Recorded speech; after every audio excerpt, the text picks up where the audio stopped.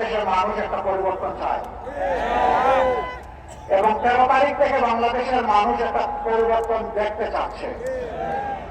12 তারিখের পরেই 13 তারিখ যে পরিবর্তনটা আসবে, এটি আসবে আমাদের যুব সমাজের আকাঙ্ক্ষার উপর ভর করে, আমাদের মায়েদের নিরাপত্তার আকাঙ্ক্ষার উপর ভর করে, গোটা বাংলাদেশের ইজ্জতের উপর ভর করে।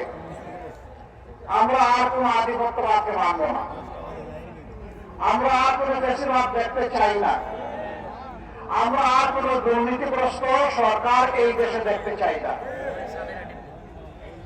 আমরা একটি মানবিক বাংলাদেশ দেখতে চাই। সেই বাংলাদেশের আপনাদের দোয়া এবং ভালোবাসায়, মহান আল্লাহ তাআলার ইচ্ছায় বিইজনিল্লাহ ইনশাআল্লাহ এই 11 দল আপনাদের পক্ষ হয়ে এই জাতি পরিচালনা করবে।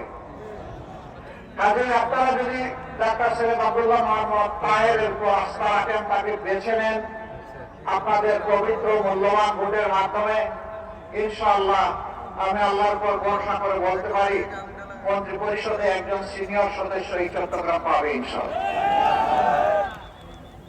এখন সিদ্ধান্ত আপনাদের।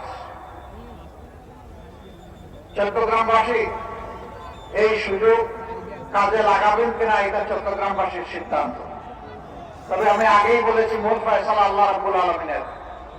কুলিল্লাহুম্মা মালিকাল মুলকি তুতিল মুলকা মান তাশাউ ওয়া তানজিউল মুলকা মিম্মান তাশা। এটা আল্লাহ তাআলার ফয়সালা, আমরা গভীরভাবে বিশ্বাস করি। তবে যেহেতু 15.5 বছর বিশেষভাবে বাংলাদেশের মানুষ, আলেম ওলামা, রাজনৈতিক প্রতিপক্ষ আওয়ামী লীগের যারা ছিলেন, সিভিল